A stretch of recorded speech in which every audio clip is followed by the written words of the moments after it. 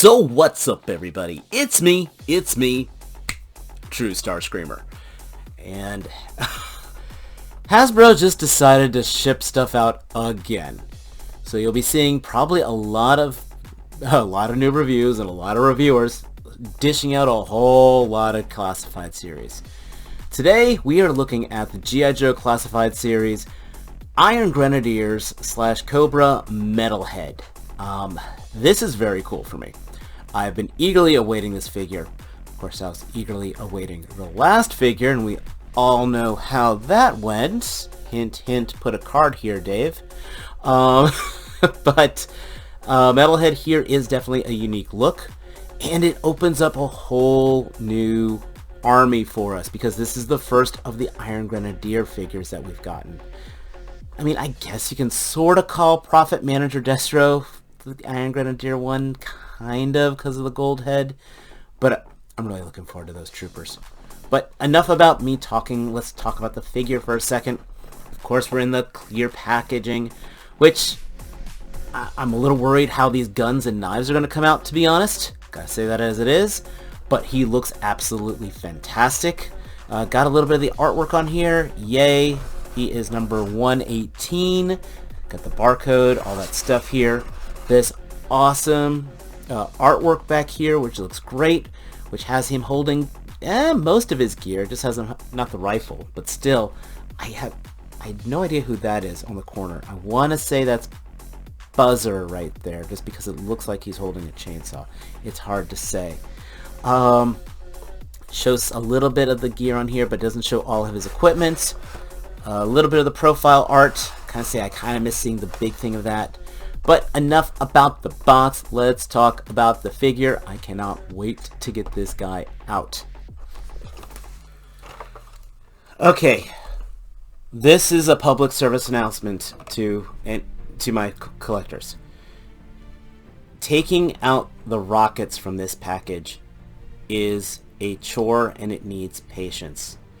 This is one of those times where, again, I'm missing the old style accessories in the Foot Locker part, because you actually have to sit here, pop out the effect, pull out the effect, which is nice knowing the effects pull out, by the way, and then push the rocket out. That's probably the safest way of removing these rockets. You don't want to just pop it out and hope for the best. Okay, so make sure you take out the blast effect, then push out the rocket, and I think that'll save us a lot of stress on ourselves and on the plastic. So here is Metalhead out of the package, and again, I apologize for my voice, guys. I have been fighting something fierce the last couple weeks. You probably heard it in my previous review. My throat is just shot. I don't know what's going on. If you saw me on the last Figure Action podcast, I had to leave just because my voice gave out. I don't know what's going on, to be honest. But anyway, this is a sacrifice I'll make for you guys. I haven't messed too much with all the accessory stuff yet, but as a figure straight out of the box, Metalhead has a lot of cool things going for him. I will have to say he's a little on the loose side. Double-edged sword, because first thing I want to say, these knees, they bend beautifully, so no frozen joints on this guy. That makes me absolutely happy that I can mess with my figure right out of the box. Now, some of the designs do limit him, but that's kind of with the aesthetic of it all. Arms move fine, we got our typical butterfly joints. There is really nothing new here when it comes to the articulation. He does, when looking in here, if you see here, he does have the older style ab crunch, which I think works well, because that actually allows him to have an ab crunch with this vest. This, I think, was a very, very good call. They didn't do the ball joint thing, which this vest would have limited that. So that, I think, is very nice. Now, the vest itself does physically limit him, but I think that's a give and take. And I'm very pleased with the decisions they made. I can't quite figure out what it is under this vest.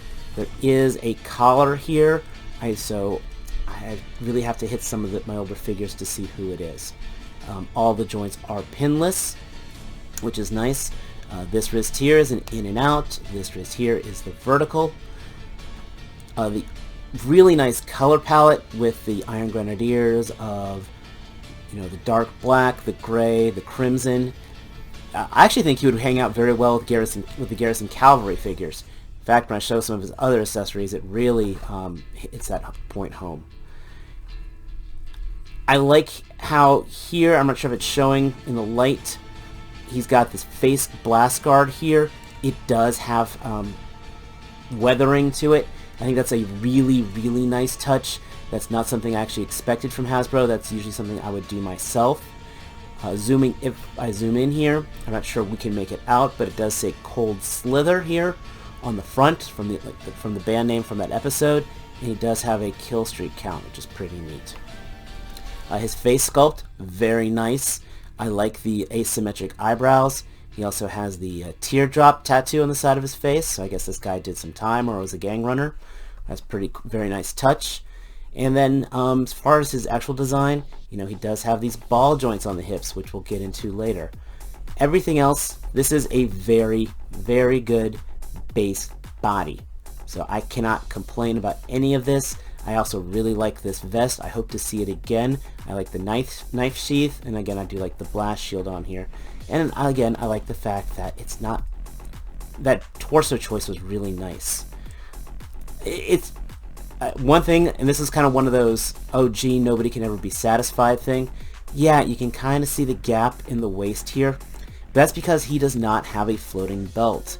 And, okay, I have complained that a lot of figures, their floating belts always float out of the way. This time they're not doing it. It's almost like, okay, I kind of get it now. I bet if I took some of the gear from a Valaverse figure, I could probably put something there. But it's not a neither make or break thing, but it's just kind of like, I was almost going to complain. It's like, but I always complain when they have the belt. So it's like, Dave, be happy. The hips, these minor drop down hip. Ball joints are fun. They are a little, okay, I'm going to say this. Ball joints, I might be a little wary on the hips. I hope, because they definitely grip, but they do kind of feel like there may be some twisting going on there, which I know some of the older figures had some issues with. Actually, this hip is a little stiffer than that one. Just something to keep in mind. This guy's got a lot of gear, and that's probably what makes this guy so freaking cool. So we'll talk about some of the accessories for him directly, and then we'll talk about the weapons. One thing that's really neat for his design, his hair is removable, kind of like Zorano was. So you can take this off, and we do have an alternate hairpiece that has the goggles attached. And you just literally slide everything down the grooves. There's a groove in the back of his head. Everything just kind of goes into place. My God, why didn't they do that for Buzzer? I mean, this looks flawless. This is a perfect gimmick, and yes, this is exactly what they should have done for Buzzer. So the guy probably who saw them make Buzzer is like, you know what, I ain't doing that. These goggles have the targeting software on there. I think that looks really, really cool. He also has, if we take that off, this really cool helmet, which then just slips right over his face. You do have to take the hair off. This will not fit over there. And again, this kind of cements that part of why I think this would work really well with the Garrison Cavalry. I could totally see this guy chilling with Carrick with the Action Force, keeping that Roman Gladiator look to it. And this is a very menacing helmet. Again, the red, the black, the gray, and the yellow eyes, it just works really well. All three of these look good, and it really showcases the figure. So it's very hard to say which one I prefer, though 9 times out of 10 I'll probably be displaying with this one, just because I really like that grimace, and it just really shows off all of it. So I'm going to put this back on, and we'll talk about more stuff. Comes with some basic weapons. One, he's got a knife. It's a little on the flippy floppy side. I was trying to be very careful in taking this out of the plastic cap packaging. See previous usual rant, but that just slides right up in here. And it looks like it belongs with it. I honestly don't know why they just didn't package that knife in there. Less chance of getting damaged. These weapons we have seen before. At least I think this is the one that... I know this rifle, I want to say, is the same one that came with the Valkyries. Usually comes with all the effects. This pistol, machine pistol, I know was the one that came with the Valkyries. Both look really good with him, still keeping with the color theme. This stuff here, though, is the star of the show. This is what makes Metalhead such a cool, unique character. And that's all these rocket launcher parts. It's a really neat thing they did with the backpack, by the way. I'm going to bring him back here. He's got these two ports back here, as well as the single one on here, and everything marries up. So that just plugs in like this. And that backpack will always stay steady. Keep in mind, he's now back heavy. But that works really well.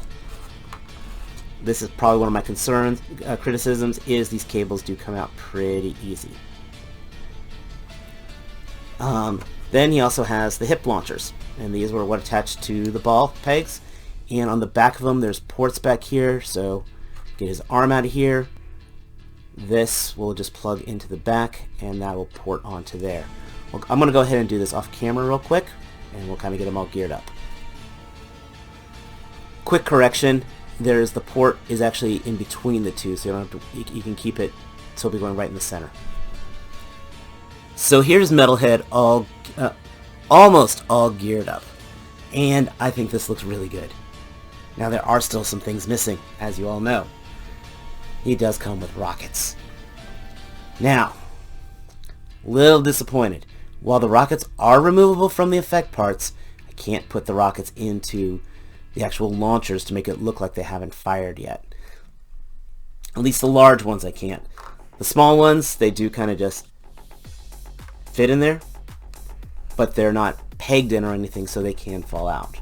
But I can put them in there just to have them almost rest in there, as you can see. So they kind of look like they haven't launched, but they do. As you can even see it. Yep, I move forward, they'll fall out. So that's a little disappointing. But the main show, of course, is working with these. These effects, they just literally slide right in. Push them back there, you're good to go. And then put the rocket on the end. Boom. It looks like it's launching, and that's a pretty nice look.